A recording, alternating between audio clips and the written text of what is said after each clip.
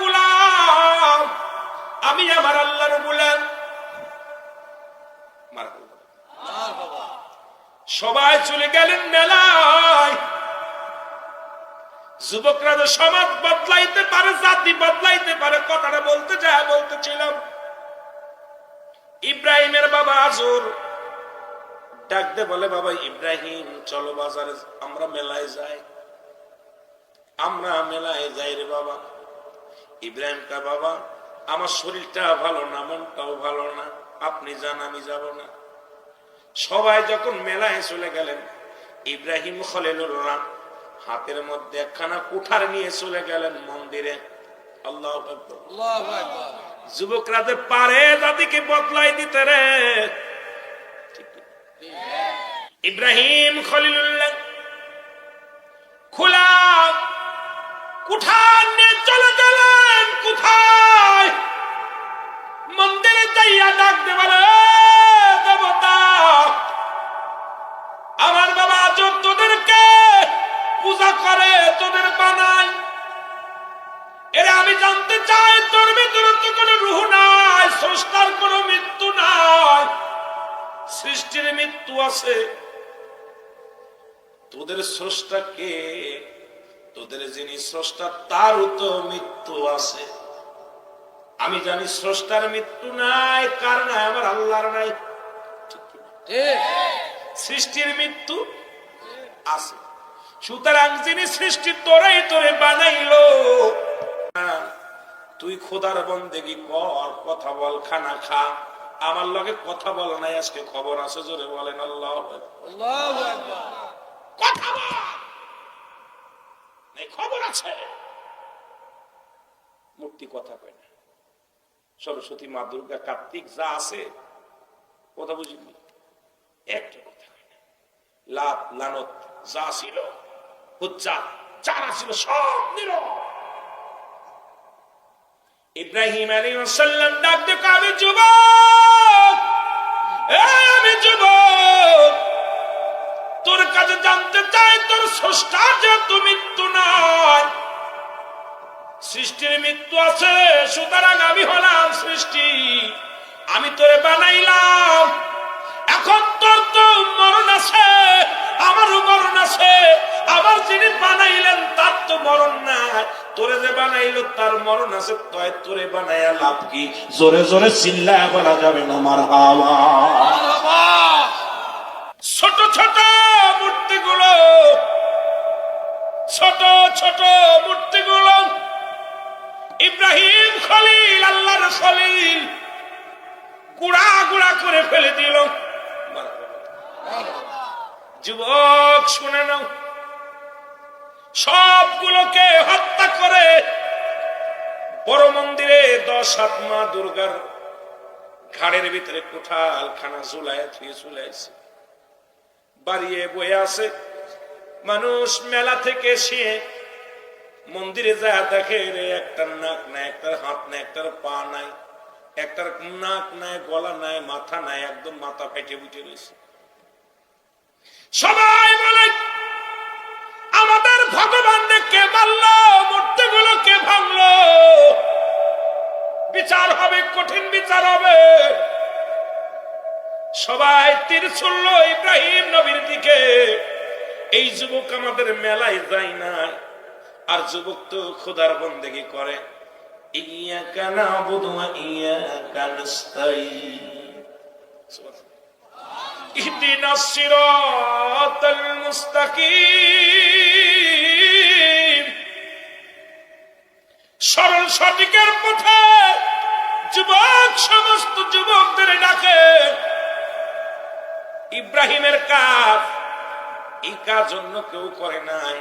ইব্রাহিম কয় ওনার খোদার বন্দেগি করো। আল্লাহ বলেন আল্লাহু আল্লাহু আহাদ আল্লাহুস সামাদ লাম ইয়ালিদ ওয়া লাম ইউলাদ ওয়া লাম ইয়াকুল লাহু কুফুয়ান আহাদ। জোরে জোরে চিল্লায়া বলা যাবে না আল্লাহু আকবার, আল্লাহু আকবার। এ যুবক, আমার আল্লাহ বলে আমি আল্লাহ, আমার কোন দ্বিতীয় নাই। পৃথিবী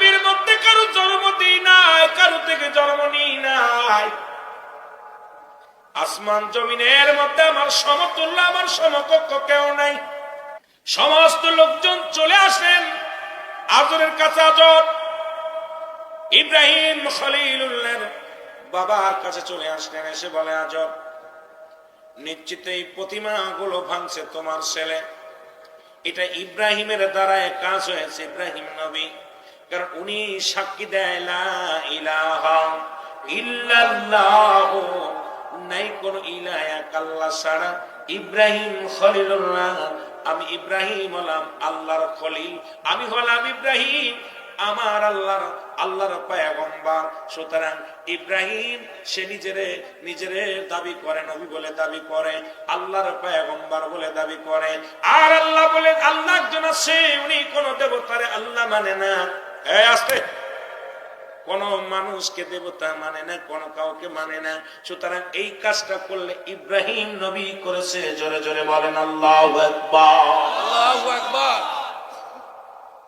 ইব্রাহিম নবীর কাছে জিজ্ঞাসা, তোর বাবা ইব্রাহিম এই কাজটা কে করেছে? ইব্রাহিম নবীকে আমার কাছে জিজ্ঞাসা কেন? যারে পূজা করো, যারে মন্দিরে যাইয়ে, যারে তোমরা এত ভালোবাসো, যার পক্ষে কান্দ, যারে খুদা বানাইয়া নিজ হাতে বানাইয়া নিজেই পূজা করো, তার কাছে যে জিগাও। আজর কয়, বাবা ইব্রাহিম রে কথা কইতে পারে না, আমাদের মন্দিরে কথা কইতে পারে না দেবতা গুলো, আর মানুষের বুঝতে বাকি না। ইব্রাহিম আলাইহিস সালাম এই কাজটা করেছে। নমরুদের কাছে নালিশ গেল, নমরুদের কাছে চলে গেল খবর। নমরুদ ক্ষিপ্ত হইয়া ডাকেন ইব্রাহিমকে, ডাকলেন, ইব্রাহিম সত্য করে বলো এই কাজটা কে করেছে? বলে, বাদশা নমরুদ, আপনি দেশের প্রেসিডেন্ট, আপনার কাছে মিথ্যা বলবো না। এই কাজটা নিশ্চিত দেবতায় করেছে, বড় দেবতা মা দুর্গা, ওই 10 তালা যে দেবতা, ওই তরির কাম। কারণ ওইটি মারামারি সবগুলো, এটার নাক ভাঙছে, ওটার হাত ভাঙছে, ওটার ডেনা ভাঙছে, ওটার গাল ভাঙছে। এই কাজটা বড় প্রতিমা করছে, দেখেন ওর হাতে কোটাল আছে, ওইটি এই কাজটা করছে নিশ্চিত। ওরে জিগান জোরে জোরে চিল্লায় বলেন আল্লাহু আকবার। নমরুদ ক্ষিপ্ত হয়ে গেলেন। নমরুদ ক্ষিপ্ত হয়ে বলে, ইব্রাহিম তামাশা করো আমার সঙ্গে, দেবতা কি কথা বলতে পারে? ইব্রাহিম নবী বলে, যদি কথাই না বলতে পারে তার পূজা করে লাভ কি? তাহলে পড়ে না লা ইলাহা ইল্লাল্লাহ ইব্রাহিম খলিলুল্লাহ। সুবহানাল্লাহ, সুবহানাল্লাহ, আরো জোরে সুবহানাল্লাহ। সবার আর বুঝতে বাকি রইল না, ইব্রাহিম এই কাজটা করেছে। সবাইকে ডাক দিলেন, প্রহরীরা আসলেন, ইব্রাহিমের বিচার হবে।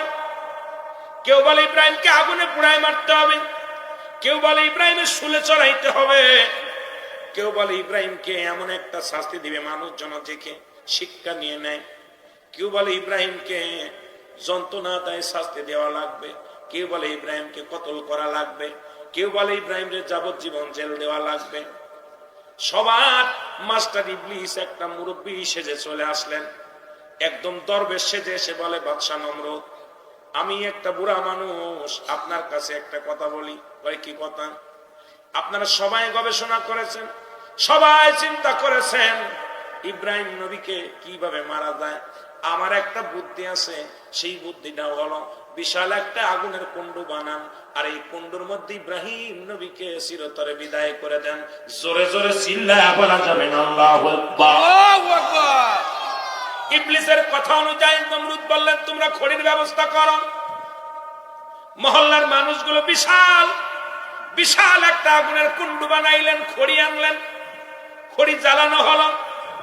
ইব্রাহিম নবীকে ফেলানোর জন্য একটা গেট তৈরি করা হলো। এই গেটের মধ্যে নিয়ে ইব্রাহিম নবীকে ফেলে দিবে। এটা চিন্তা করিয়া যখন এই গেটের মধ্যে আগুনের এত শিখা উঠলো, এত বড় লালিশা, আগুনের এমন পাওয়ার, এই আগুনের কাছে কেউ যেতে পারে না। ইব্রাহিম নবীকে ফেলানো তো দূরের কথা, আগুনের আশপাশে যারা যায় আগুনের তাপে ভিতরে সামনে আর আগাইতে পারেন, ইব্রাহিম নবীকে কেমনে ফেলাইবে? মাস্টার ইবলিস চিন্তা করলে এটা বিরাট একটা উপায়, এখন কি করা যায়? উনি আবার সেই দরবেশের সুরত ধরে চলে আসলেন। নমরুদকে কয়, বাদশা নমরুদ, আমি একটা পরামর্শ দিই ইব্রাহিমকে ফেলানোর জন্য, একটা চরক কল বানান, এই চরক কলে বান্ধিয়া ইব্রাহিমকে ফেলে দেন। এবার চরক কল বানানো হলো, এই চরক কলে ইব্রাহিমকে বাঁধা হলো, বাঁধিয়া তার উপরে ফেলে দেওয়ার জন্য কি করলেন, তৈরি হলেন। কিন্তু চরক কল উঁচু হয় না, শত শত যুবকেরা ধরেন, ইব্রাহিম আলাইহিস সালাম কিছু করতে পারে না। অসংখ্য আল্লাহর ফেরেশতারা ইব্রাহিম আলাইহিস সালামের সাহায্যের জন্য হাত বাড়ায় দিয়েছে। জোরে জোরে চিল্লায়া বলা যাবে না সুবহানাল্লাহ?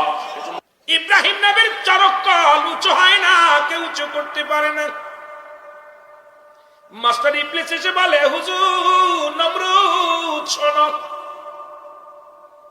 ইব্রাহিম নবীর চরক কলটা যদি উঠাইতে হয়, এই মহল্লার সুন্দরী 40টা মহিলা লাগবে। কয়টা? 40টা।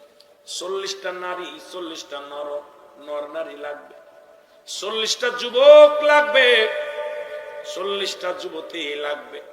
ইব্রাহিম নবীর চরক কলের চারিপাশে ল্যাংটা হতে হবে, উলঙ্গ হতে হবে। উলঙ্গ হয়ে জিনা ব্যভিচার করলে ইব্রাহিম নবীর চরক কলটা উঠে যাবে। জোরে জোরে চিল্লায় বলেন নাউজুবিল্লাহ, নাউজুবিল্লাহ। আজকে বাংলার জমিনে রহমত উঠে গেছে, বাংলার অধিকাংশ ঘরের মধ্যে জিনা। ঢাকা শহরে বড় বড় বিল্ডিং এর মধ্যে শুধু জিনা জিনা, শায়েস্তাগঞ্জে বড় বড় বিল্ডিং এর মধ্যে জিনা, হবিগঞ্জে বিল্ডিং এর মধ্যে জিনা। যেখানে জিনা হয় সেখানে আল্লাহর রহমত উঠে যায়, ফেরেশতারা চলে যায়, গজব নেমে আসে। জোরে জোরে বলেন ঠিক কিনা? উলঙ্গয়ে যখন জিনা শুরু হয়ে গেল, ফেরেশতারা ওখান থেকে ময়দান ত্যাগ করলেন। ইব্রাহিম নবীর চরক কলটা উঁচু হয়ে আগুনের মধ্যে ফেলে দিল। জোরে বলেন আল্লাহু আকবার।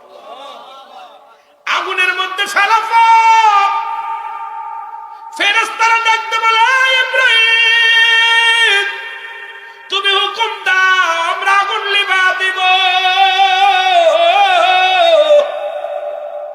ইব্রাহিম নবী কয়, এটা কার হুকুম? এটা কি আল্লাহ বলছে? বলে না, আমরা বলতেছি আমরা আগুন লিভা দিব। ইব্রাহিম কয়, না না না, আমার আল্লাহ যেটা করে ওটাই হবে, তোমরা কাজে লাগবে না, তোমাদের অপেক্ষা করো। বাতাস বলে, ইব্রাহিম আমি আগুন বাতাস দিয়ে লিভা দিব। ইব্রাহিম কয়, না না, আমার আগুন আল্লাহ দেখবে, আল্লাহ দেখে কি না? পানি বলে, ইব্রাহিম রে, আমরা মেঘ হইয়া জমিনের মধ্যে পানি নেমে যায়, তোমার আগুনটা শীতল করে দিব। ইব্রাহিম কয়, না না, আমার আল্লাহ কি আমি ইব্রাহিমকে দেখে না? যখনই বিপদে পড়বেন আল্লাহ, জোরে বলেন আল্লাহ, আল্লাহর সাহায্য চাবেন। এরা দুইটা প্রাণী অনুমতি ছাড়া দৌড়ে আসলো। একটা হলো ব্যাঙ, আর একটা হলো কাকলাস। ব্যাঙ এসে বলে, আল্লাহ তোমার নবী ইব্রাহিমের আগুন আমি লিভা দিব। ব্যাঙ এই পার থেকে প্রস্রাব করে ওপারে চলে যায়, এই পাশ থেকে প্রস্রাব করে ও পাশে চলে যায়। দেখবেন বাড়ির মধ্যে কোনে ব্যাঙ আছে, গা পোড়া।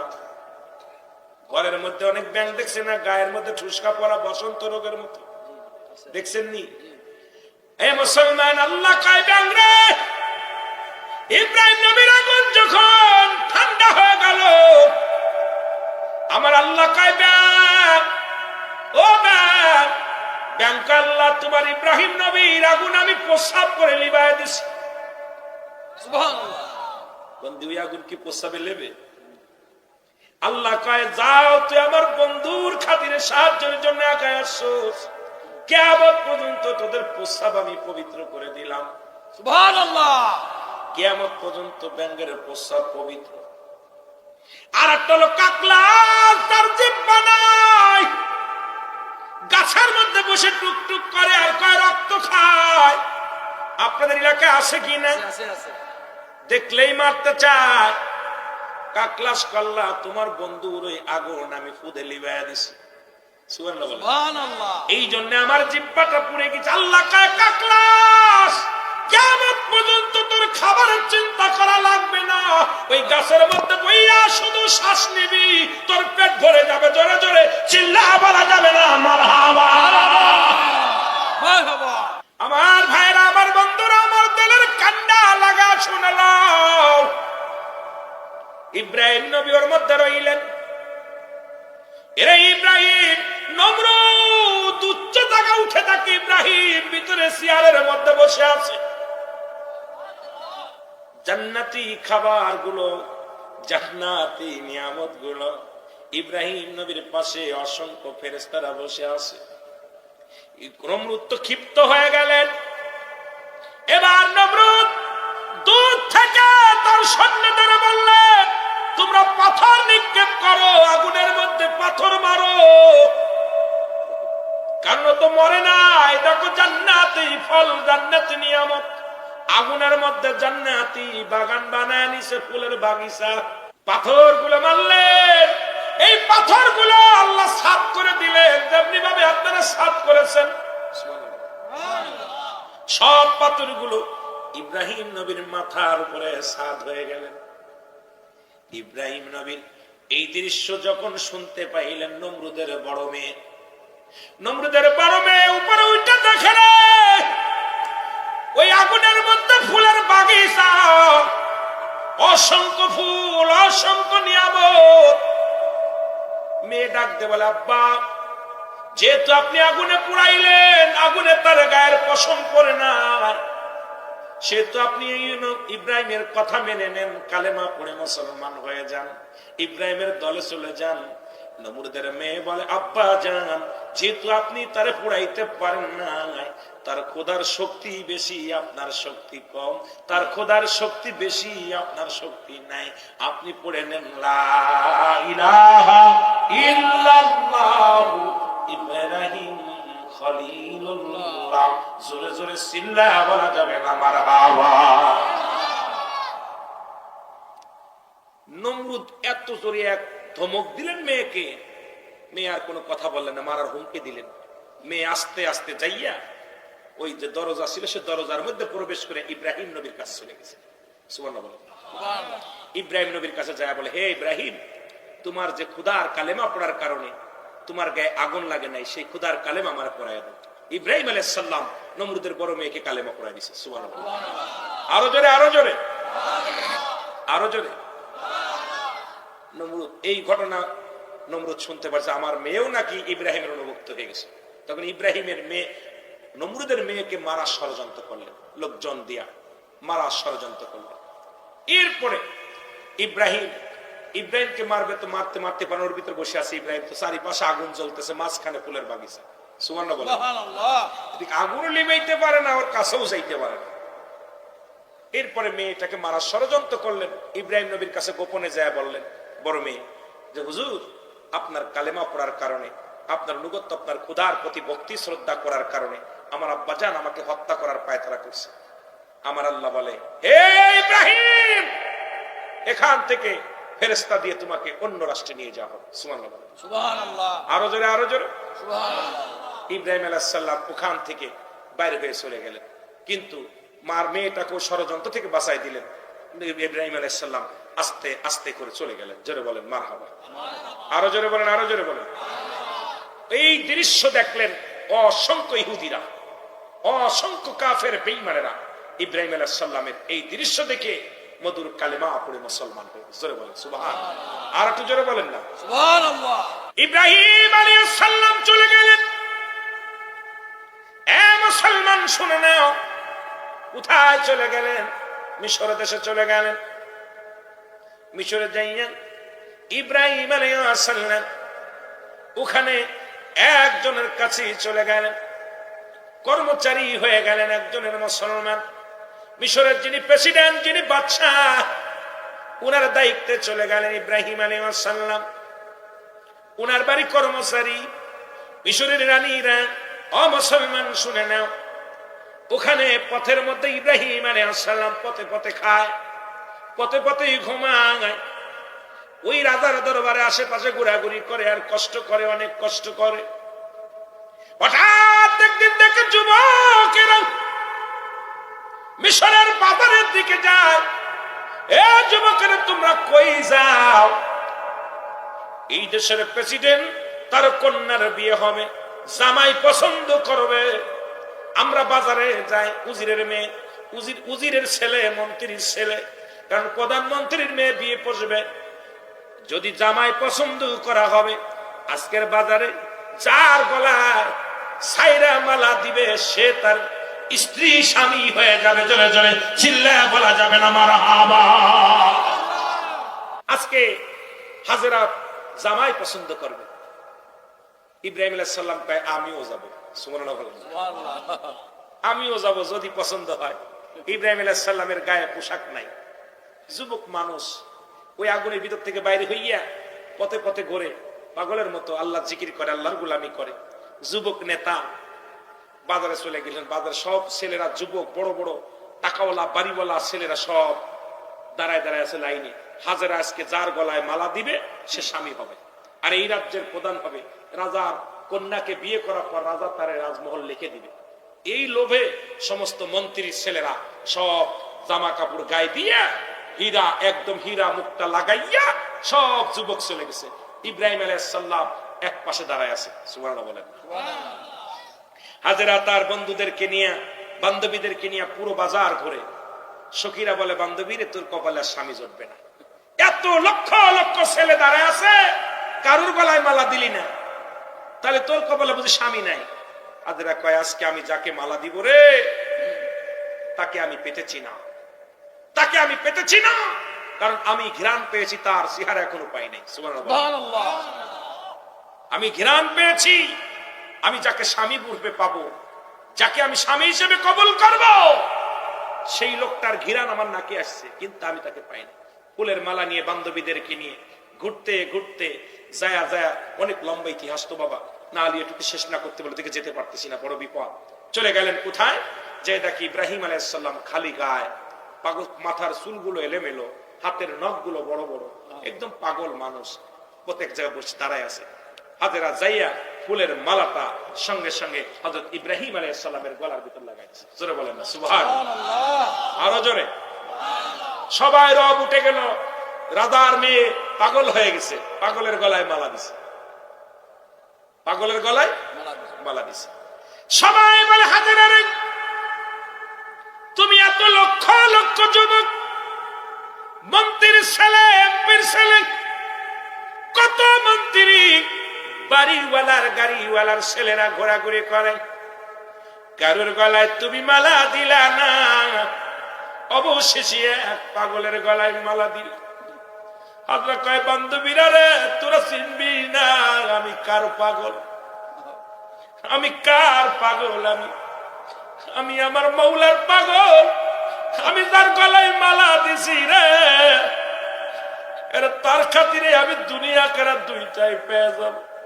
এরে আমি আজের আকাশকে সাধারণ কোন মানুষের গলায় মালা দিই না, তোরা দেখছিস পাগল, আমি দেখছি জান্নাতি যুবক। এই জামানার মহাতাপস, জোরে জোরে চিল্লায়া বলা যাবে না মারহাবা। ওই জায়গার নিয়ম ছিল, যার গলায় মালা দিবে সেই স্বামী হবে। রাজার কাছে খবর আসলো, হুজুর সর্বনাশ, আপনার মেয়ে পাগল হয়ে গেছে, এক পাগলের গলায় মালা দিছে। ইব্রাহিম আলাইহিস সালামকে রাজ দরবারে নিয়ে যাওয়া হলো। ইব্রাহিম আলাইহিস সালামকে নিয়ে যাওয়া হলো, হাজেরাকে নিয়ে যাওয়া হলো। বলছে, মা গো, তুমি প্রত্যাখ্যান করো। হাজেরা বলে, না, জীবন দিতে রাজি আছি, এই মালা ফেরত নিতে রাজি না। সুবহানাল্লাহ বলে, সুবহানাল্লাহ, আরো জোরে সুবহানাল্লাহ। হাজেরা আবার বলে, আমি ফেরত নিতে রাজি নই। রাজা বলেন, প্রধানমন্ত্রী বললেন, মালা যদি পরিবর্তন না করো, মারে আমি কিঞ্চিত পরিমাণ সম্পদের তোমাকে দিব না, তোমাকে একটা কানা করি দিব না। যদি ফকিরের গলায় মালা দিছো, মালা উঠায় নাও। বলে, বাবা গো, তুমি এই ফকিরের চিনবা না, এটা দুনিয়ার ফকির নয়, আমার মৌলার ফকির, আমার মৌলার গোলাম। আমি সাধারণ কোন মানুষের গলায় মালা দিই নাই, আমি যার প্রেমে পাগল বাবা তারে আমি খুঁজে পেয়েছি, অনেক কষ্ট করে খুঁজে পেয়েছি গো বাবা। তোমরা চিনবা না, তোমরা চিনবা না আমার এই মনের মানুষটারে, তোমরা চিনবা না রে বাবা। ইনি হলো দুজানের একজন আমার আল্লাহর গোলাম, এর যার গলায় আমি মালা দিছি রে, আমি জান্নাতের আশায় রে বাবা।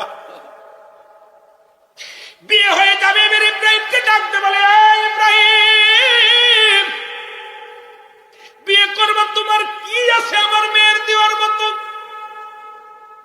বলে আমার কিচ্ছু নাই, আমার বাড়ি নাই, আমার ঘর নেই, আমার কিচ্ছু বলতে কিচ্ছু নাই, আমার আছে ঈমান। জোরে জোরে চিল্লায় বলেন মারহাবা। বিয়ে করে কি খাওয়াইবে আল্লাহ জানে, কি পড়াবে আল্লাহ জানে। ইব্রাহিম নবী বলেন, আপনি যেহেতু আমার শ্বশুর হবেন, বিয়ে করার পর আপনার কাছে আমার একটা দাবি, আমি আপনার কাছে কিছু বকশিস চাবো। সেই বকশিসটা হলো আপনার মেয়েকে আমার হাতে দিবেন, আমি আপনার মেয়েকে বিয়ে করব। আমাকে একটা বকশিস দিবেন, বকশিসটা হলো আপনার মেয়ের মাপ করে একটা কাঠের বাক্স বানায় দিবেন, কারণ আমার বিবিকে আমি পর্দার মধ্যে রাখবো। জোরে জোরে চিল্লায় বলা যাবে না মারহাবা। আমার বিবির চেহারা যেন কেউ দেখে না, যেহেতু আপনার বিয়ে দিয়ে পর আপনার রাজ্যে আপনি আমার রাখবেন না। রাজা বললেন ঠিক আছে। কাঠের একটা বাক্স বানানো হলো, হাজেরাকে কাঠের বাক্সের মধ্যে ভরা হলো। সুবহানাল্লাহ বলেন না? আর একটু জোরে বলেন। কাঠের বাক্সের মধ্যে ভরা হলো। ইব্রাহিম আলাইহিস সালাম মাথার মধ্যে বিবিকে নিলেন, বিবিকে মাথার মধ্যে নিয়ে হাঁটা শুরু করলেন। কোথায় যাবে, কোথায় বাড়ি, কোথায় ঘর, পাগলের মতো পঙ্গপালের মতো ছুটতে লাগলেন। এদিকে দস্যু ডাকাত রাজা সাধনের লোকেরা, ওই দেশের পাশের রাজ্যের নাম হলো রাজা সাধন। নাম কি? রাজা সাধন। ইনি ছিল পিপাসিত নারী, পিপাসিত। প্রতিদিন একটা করে সুন্দরী নারী পান করত। পিশা ছিল তার জিনা, ব্যভিচার ছিল। যদি কোন মন্ত্রী, কোন উজির, কোন সুন্দরী নারী তার কাছে নিয়ে দিত, তাকে বিপুল পরিমাণ অর্থ করি তারে দিয়ে দিত। কারণ যত সুন্দরী মেয়ে তার কাছে নিয়ে দেওয়া যেত, ততই সে ভালো ভালো বকশিস পেত। সারা রাত পরে ঘুরে ঘুরে ভালো ভালো মেয়েগুলো ধরে ধরে তার কাছে নিয়ে যাওয়া হতো। ইব্রাহিম নবী তার বিবিকে মাথার মধ্যে নিয়ে, মাথায় করে তক্তার মধ্যে নিয়ে হাঁটতে লাগলেন। জোরে জোরে চিল্লায়া বলেন মারহাবা। মারহাবা। ইব্রাহিম নবীর সামনে দেখা গেল পাহারাদার। পাহারাদার বলে, যুবক তোমার মাথায় কি? বলে কিছু না, আমার দুনিয়ার বড় সম্পদ, এই সম্পত্তি আমি মাথায় করে নিয়ে যাই। লোকজন বলে নিশ্চিত তুমি রাজ্য থেকে কিছু চুরি করে নিয়ে যাও বাক্সের মধ্যে। এবার বাক্সটা নিলেন, ইব্রাহিম আলাইহিস সালামকে ধরে বাক্সটা খুললেন। বাক্স খুলে দেখে বাক্সের মধ্যে পৃথিবীর শ্রেষ্ঠ সুন্দরী নারী ওই বাক্সের মধ্যে রয়েছে। জোরে জোরে বলেন আল্লাহু আকবার। আল্লাহু আকবার। প্রহরী দ্বারা চিন্তা করেন, এত সুন্দর নারী, এটা যদি রাজা সাধনের কাছে নিয়ে দিতে পারি, অনেক মূল্যবান টাকা পাবো, সম্পদ পাবো, সম্পদ সোনা দানা পাবো। ইব্রাহিম আলাইহিস সালামকে হাতের মধ্যে হ্যান্ডকাপ লাগায় নিয়ে গেলেন। হাজেরা সাহেব কুকা নিয়ে গেলেন। মুসলমান হাজেরাকেও নিয়ে গেলেন। কোথায় নিয়ে গেলেন শুনে নেন মুসলমান, শুনে নেন। বিবিকেও নিয়ে গেলেন। এবারে নিরাপদ বন্ধুগণ শোনো, নিয়ে যখন গেলেন, নিয়ে যাওয়ার পর সুন্দরী বিবি দেখে পাগল হয়ে গেলেন, সুন্দরী মেয়ে দেখে পাগল হয়ে গেলেন। গভীর রাত্রে এবার বললেন, মুসলমান, কারে ইব্রাহিম আলাইহিস সালামকে জেলে পাঠায়া দিলেন। জেলের মধ্যে পাঠায়া দিলেন নারী পাচার করার কারণে। একটা কি করলেন, বিনা দোষে ইব্রাহিম আলাইহিস সালামের জেল হয়ে গেল। আর রাতের অন্ধকারে মহিলাকেও, হাজেরাকেও জেল দিয়ে দিলেন, বিবিকেও জেল দিয়ে দিলেন। জেল দেওয়ার পর গভীর মনোযোগ ইব্রাহিম আলাইহিস সালাম এক ঘরে, বিবি এক ঘরে।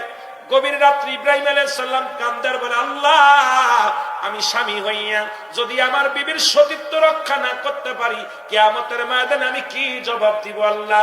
আমার বিবি আজকে যদি সতীত্ব নষ্ট হয়ে যায়, আমি জেলখানা থেকে তারে বাঁচাইতে পারলাম না। আল্লাহ তুমি আমার দয়া করো।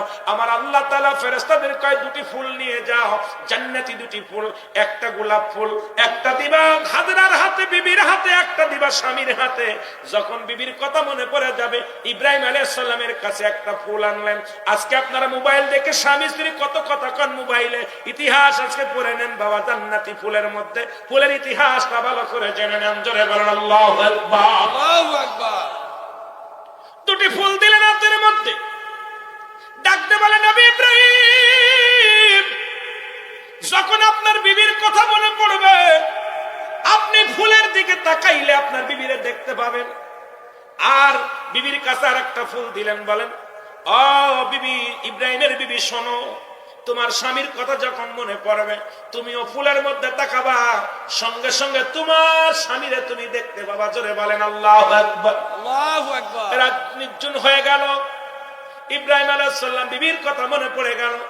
গভীর রাত্রি বিবির জন্য ফুলটার দিকে তখন তাকাইছে, তাকায় দেখে বিবি বসে আছে, নির্জনে বসে আছে। আর রাজা সাধন আস্তে আস্তে করে বিবির ঘরে প্রবেশ করতে গেছে। একটা চিৎকার মেরে দিয়ে বলে আল্লাহ, আমার বিবির ইজ্জত বাঁচাও।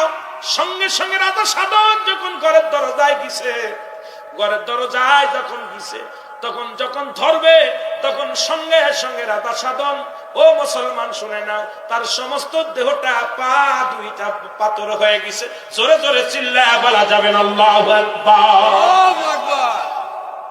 পা দুটি পাথর হয়ে গেছে। খবর গেল উজির বলে, হুজুর, হুজুর তো পা দুটি অবাস। চলে গেলেন ইব্রাহিমের কাছে। ইব্রাহিম, ইব্রাহিমের বিবিরে সর্বনাশ করা সম্ভব হলো না। হাজরার কাছে বলে, হাজরা রে, তুমি আমার মা, আমি তোমার সতীত্ব নষ্ট করবো না, তুমি আমার মা, তুমি আমারে মাফ করে দাও। আমার জন্য আল্লাহ ভালো করে দেয়। মহিলা মানুষ, দিলের মধ্যে বড় মায়া, মাফ করে দিলেন। সঙ্গে সঙ্গে পা দুটি ভালো হয়ে গেল। আবার পরের রাত্রে চিন্তা করে, আজকে কোন দরজা খোলা থাকবে, আজকে যে আমি আঁকড়ে ধরবো। ইব্রাহিম আলাইহিস সালাম আবার ফুলের ভিতর পরে রাত্রে তাকাইছে, তাকায় দেখে রাজা সাধন আস্তে আস্তে করে ঘরের মধ্যে যাবে। এমন সময় দুটি হাত আমার আল্লাহ পাথর বানায় দিছে। এবার আর হাত দুটি আর উঠতে পারে না, দাঁড়ায় আছে। এখন সারা রাত দাঁড়ায় আছে রাজা সাধন। রাজা সাধন দাঁড়ায় আছে। সকালবেলা উজিররা দেখে ওই মহিলার ঘরের মধ্যে দাঁড়ায় আছে রাজা সাধন, দুটি হাত তারা পাথর হয়ে গেছে।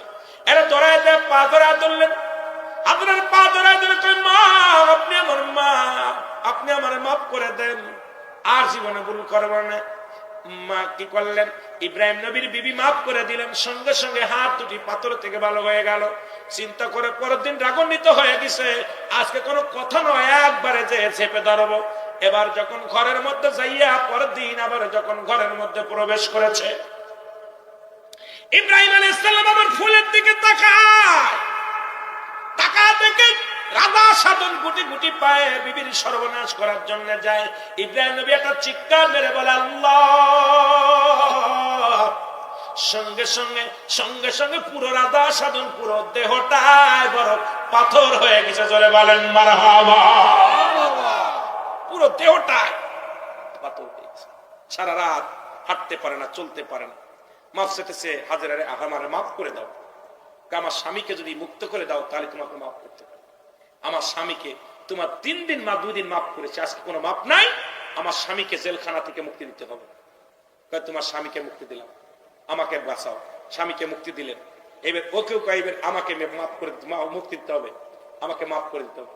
এরপরে মাফ করে দিলেন। ইব্রাহিম আলাইহিস সালাম বিবিকে নিয়ে রওনা দিছে, চলে আসতেছে। অনেক ইতিহাস। রাজা সাধন বলে, দাঁড়াও, আমার এক তোমাকে মাফ করতে পারি, তোমাকে ছাড়বো না, মাফ করতে পারি তোমাকে, একটা শর্ত আছে। শর্তটা হলো, আমি রাজা সাধন জীবনে পরাজয় মানি নাই, জীবনে অনেক নারী বিভাসিত, আমি অনেক নারীর সর্বনাশ করেছি, তোমার গায়ে আমি টাচ করতে পারি নাই। মাগো, আজ থেকে তোমাকে মাফ করতে পারি, আমার এই রাজ্য আমি তোমাকে লিখে দিব। ইব্রাহিম আলাইহিস সালাম যদি আমার রাজ্যের দায়িত্ব নেয়, এই দেশের প্রধান হবে ইব্রাহিম আলাইহিস সালাম, তাহলে আমি তাহলে কি করব, আমি তাহলে তোমাদেরকে মাফ করব, না হলে আমি তোমাদের জেল থেকে ছাড়বো না। ইব্রাহিম আলাইহিস সালামকে আমি রাজি। ইব্রাহিম আলাইহিস সালামকে পুরো রাজ্যটা দান করে দিলেন রাজা সাধন। রাজা সাধন যখন মন্ত্রিত্ব দিয়ে দিলেন, ইব্রাহিম আলাইহিস সালাম হয়ে গেলেন ওই দেশের প্রেসিডেন্ট। জোরে জোরে চিল্লায়া বলা যাবে না মারহাবা। কি হয়ে গেল? প্রেসিডেন্ট হয়ে গেল। আমার ভাইরা, বন্ধুরা আমার, এরপরে ওনার তো ঘরে সংসার করতে লাগলেন। ওনার দাসী ছিলেন, কে ছিলেন? হাজেরা, সাইরা। সাইরা বিবি ছিল ওই রাজা সাধনের। কোনো কোনো কিতাবে আছে ওনার বিবি ওই রাজা সাধনের মেয়ে ছিল, আবার কেউ কেউ বলছে কাজের দাসী মেয়ে ছিল। এ কি করলেন, আবার বিবি সন্তানাদি না হওয়ার কারণে ওই বিবির সঙ্গে বিবাহ দিলেন। হাজেরা নিজে বিয়ে দিলেন হযরত ইব্রাহিম আলাইহিস সালামের কাছে। এর থেকে আসলে ইসমাইল আলাইহিস সালাম। ইসমাইল আলাইহিস সালামকে বনবাসে দিলেন। অনেক ইতিহাস অধিকার যেতে পারবো না, শুধু এইটুকু রাখলাম যে নিজের বিবিকে রক্ষার্থে, বিবিকে ইজ্জত রক্ষার্থে ইব্রাহিম আলাইহিস সালাম যে ভূমিকা পালন করেছিল, আমরা যারা যুবক আছি আমাদের বিবিদের সতীত্ব রক্ষার্থে আজ থেকে আমরা কঠোরভাবে বিবিদেরকে পর্দায় রাখবো। জোরে বলেন ঠিক কিনা? আরো জোরে বলেন ঠিক কিনা? আমার দেশে শুধু জিনা ব্যভিচার চলতেছে। আমরা যুবক ভাইরা আমাদের বিবিদের হক আদায় করতে পারি না, স্ত্রীদের হক আদায় করতে পারতেছি না। আপনার বিবি যদি এর কারণে কোনো জিনা ব্যভিচার করে, এর জন্য দায়ী থাকবেন আপনারা। এই জন্য আমি আপনাদেরকে বলবো যে জিনা ব্যভিচার বন্ধ করতে হলে বিবিদেরকে কঠোর পর্দায় রাখতে হবে। এত বড় পর্দায় থেকেও কিন্তু তাদের কি করতে পারে নাই। ভাইয়ের আমার, ইজ্জত রক্ষা করতে অনেক কষ্ট হয়েছে। সুতরাং আপনাদেরকে আমি বলবো যে আপনারাও ওই নারীর সতীত্ব রক্ষার্থে আপনাদের অগ্রসর হতে হবে। যেন বলেন ঠিক। হযরত ওমর ফারুক রাদিয়াল্লাহু তাআলা আনহু, ওনার কদমে একজন বৃদ্ধ তার সন্তানকে হাত ধরে টানতে টানতে নিয়ে চলে আসলেন। যুবক ছেলেকে ডাক দিয়ে বলেন, বাবা, হযরত ওমরের কদমের মধ্যে যেতে হবে আমার যুবক ভাইরা। বাবাই বললেন হযরত ওমর ফারুক রাদিয়াল্লাহু তাআলা আনহুর কদমের মধ্যে যেতে হবে।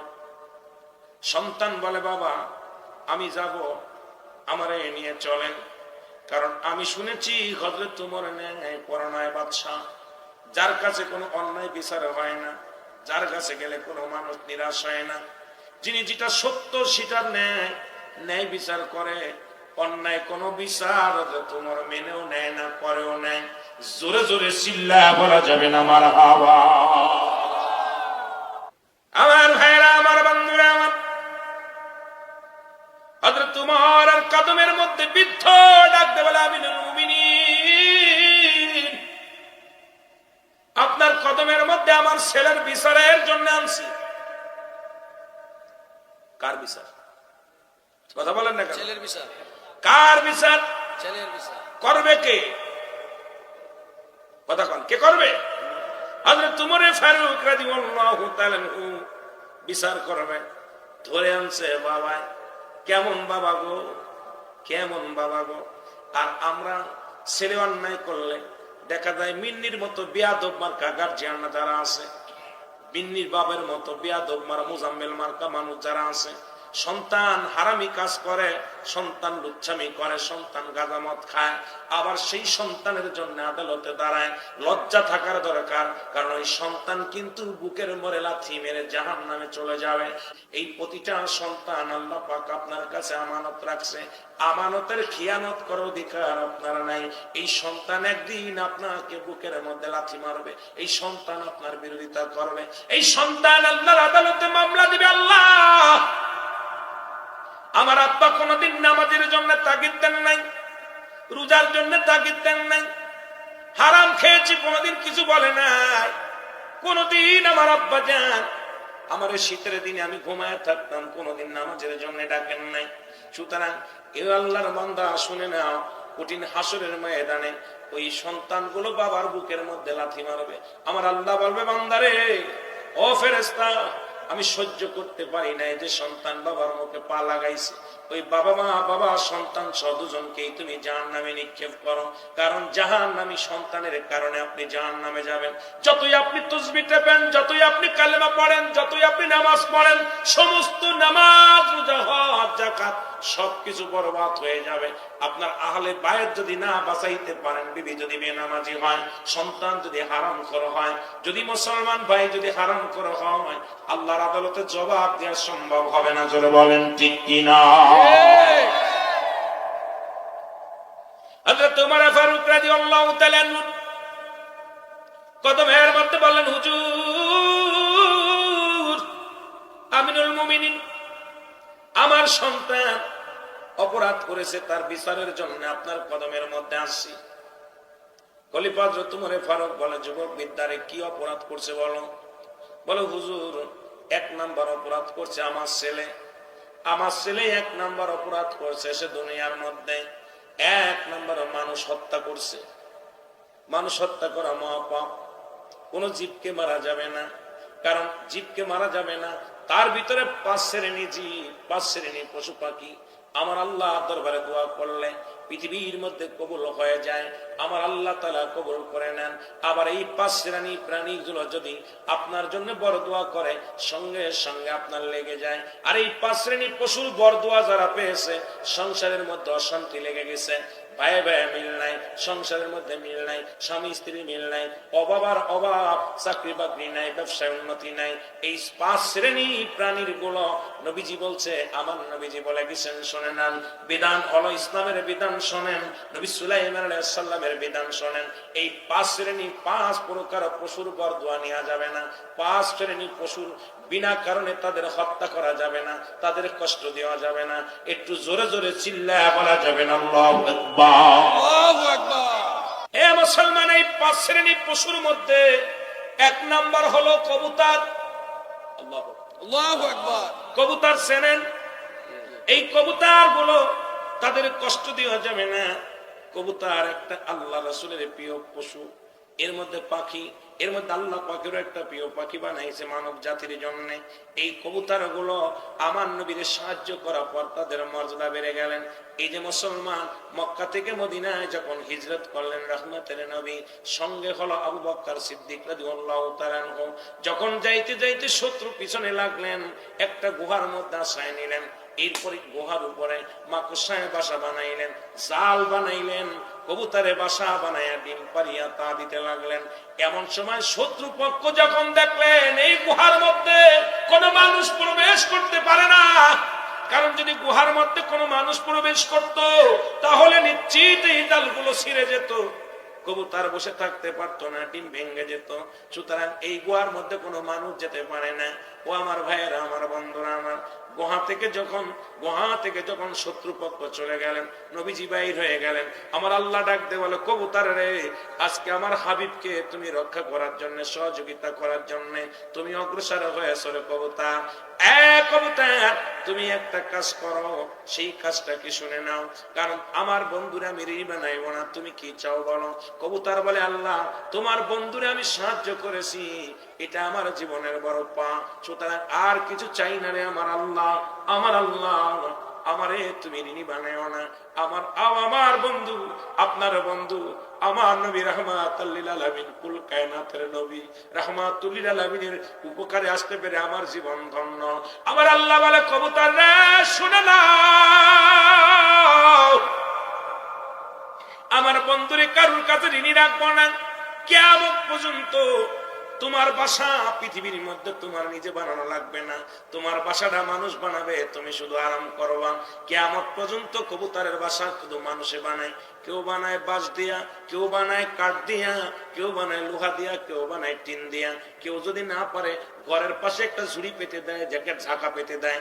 ও মুসলমান শুনে নেন, কিয়ামত পর্যন্ত কবুতর তার নিজের বাসা নিজে বানায় না। এই বাসা বানানোর দায়িত্ব মানব জাতিরে দিয়ে দিয়েছে আমার আল্লাহ, কারণ আমার হাবিবের সম্মানের খাতিরে। জোরে জোরে